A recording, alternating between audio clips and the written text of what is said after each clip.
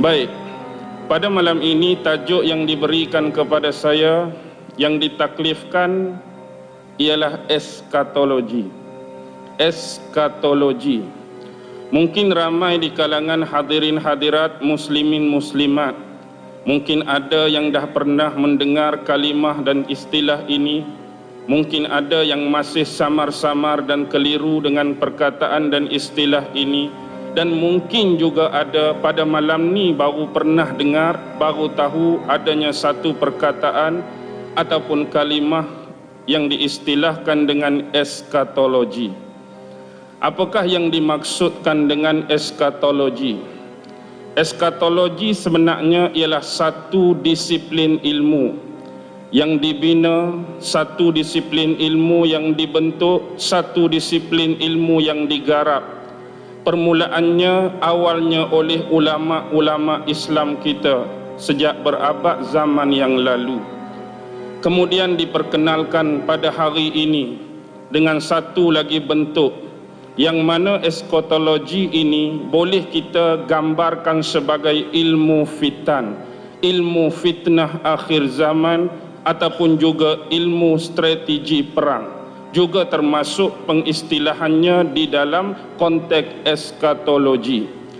Antara ulama-ulama yang dikatakan paling awal bermula dan mengasaskan ilmu ini walaupun secara tidak formal, antaranya ialah Imam Al-Ghazali sendiri, Imam Abul Fida, Imam Ibnu Katsir, Imam Bukhari, Imam Ibnu Majah, Imam Ibnu Khuzaimah, dan beberapa tokoh daripada kalangan ahli sufi.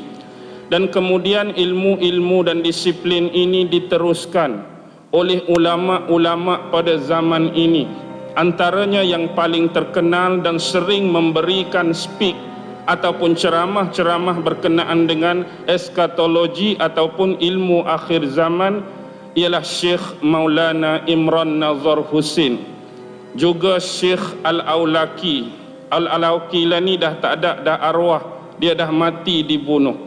Ini adalah antara gambaran-gambaran yang jelas diberikan di hadapan mata kita apabila ada ulama-ulama di kalangan umat Islam yang bangkit untuk membongkarkan gerak kerja, agenda-agenda kejahatan dan kemungkaran mereka.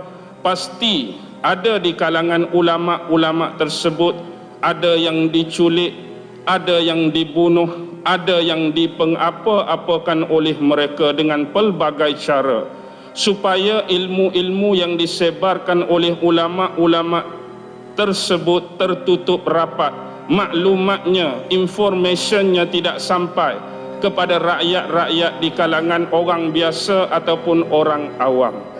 Dan kita juga harus sedar dan faham, untuk bermain dengan ilmu seperti ini, anda seharusnya mempunyai hati yang cekal, anda seharusnya mempunyai hati yang tabah, anda perlu mempunyai hati yang tahan sabar.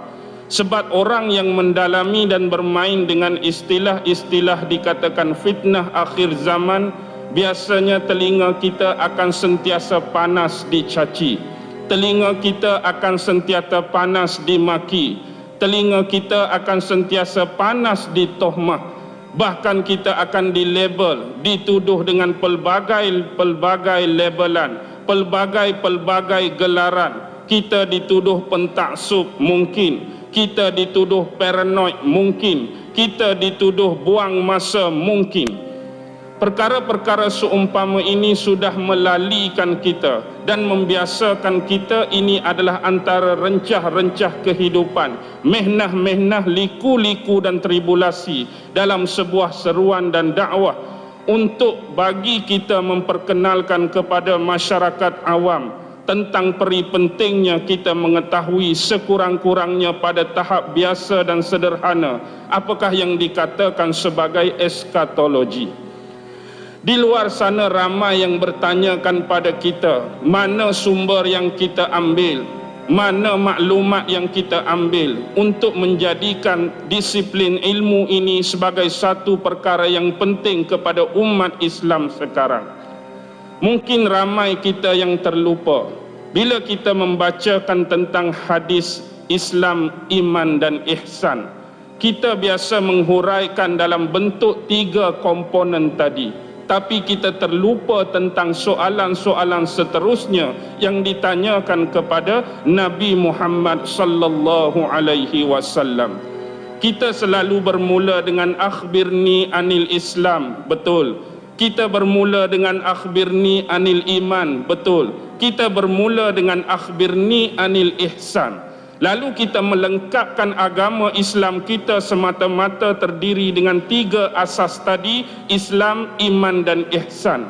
Tetapi soalan daripada Jibril kepada Sayyidina Rasulullah sallallahu alaihi wasallam tidak berhenti setakat itu, tetapi diteruskan dengan persoalan akhbirni anis sa'ah. Ceritakan kepada aku, khabarkan kepada aku tentang hari kiamat. Apa jawapan Nabi? Mal mas'ulu anha bi'a'lama minas sa'il. Sesungguhnya yang bertanya itu lebih mengetahui daripada orang yang ditanya. Rasulullah tidak jawab soalan tersebut, ceritakan aku tentang kiamat. Tetapi Jibril kelai soalan tersebut, akhbirni an amaratiha. Jelaskan kepada aku, sebutkan kepada aku tanda-tanda hari kiamat.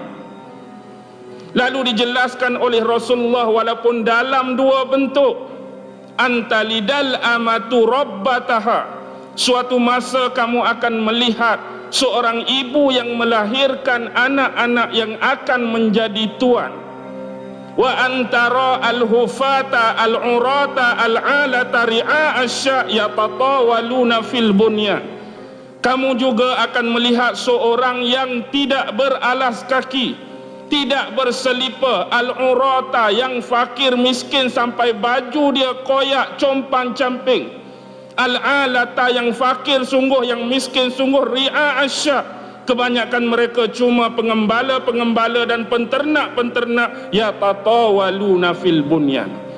Satu masa golongan inilah yang akan membina bangunan-bangunan pencakar langit. Ini jawapan daripada Nabi, walaupun kita sedar hakikat tanda-tanda yang diberitakan oleh Nabi melalui hadis-hadis yang lain cukup banyak. Tetapi dalam konteks hadis Islam, iman dan ihsan, Rasulullah telah memberikan 2 contoh tanda hari kiamat. Ini menunjukkan kepada kita bahawa kiamat itu pastinya akan berlaku. Tetapi untuk memberi kemudahan dan kefahaman kepada umat-umat dia di akhir zaman, yang sudah terlepas zaman kenabian dan kerasulannya, itu sudah pasti. Tanpa bimbingan dia lagi, tanpa asuhan dan dakwah daripada Nabi lagi, kita sekarang bersendirian. Tetapi Rasulullah meninggalkan kepada kita pesan-pesannya daripada wahyu Al-Quran dan sunnah-sunnah dia. Jadi diberikan kepada kita tanda-tanda tersebut agar kita memerhati, agar kita meneliti, agar kita menzikirinya, agar kita mentadabbur dan menganalisa tanda-tanda itu sebelum kiamat yang sebenar datang menjengak kita. Bagaimana kalau tidak dikhabarkan tentang tanda-tanda tersebut? Adakah pasti kita semua akan bertemu dengan hari kiamat tanpa apa-apa persediaan pun? Nak bersedia tentang apa tanda pun tak ditinggalkan pada kami. Nak bersedia apa tanda pun tak diberitakan pada kami. Dan ini antara kasih sayang Rasulullah pada kita, dengan meninggalkan sejumlah besar hadis-hadis tentang fitnah-fitnah dan tanda-tanda kiamat di akhir zaman. Baki lagi kerja kita lah. Kerja Rasulullah dah selesai, sahabat-sahabat dah selesai menyampaikan hadis-hadis baginda tadi untuk sampai pada kita sekarang. Baki lagi kita mempelajari dan mentadabburinya. Untuk apa? Persediaan untuk kita agar tidak terjebak dengan fitnah-fitnah yang dibawa oleh Dajjal di akhir zaman. Tidak terjebak dengan fitnah-fitnah besar yang memungkinkan boleh meragut akidah kita. Fitnah yang boleh meragut agama kita. Fitnah yang boleh meragut keyakinan, keimanan dan kepercayaan kita. Kalaulah ilmu seperti ini dianggap paranoid, ilmu seperti ini dianggap pentaksub dan tidak berguna, itulah anggapan bagi anda. Go on. Tak ada masalah bagi saya kalau tidak ada seorang pun yang mampu menerima dan hadam ilmu seperti ini. Itu hak anda, itu masalah anda.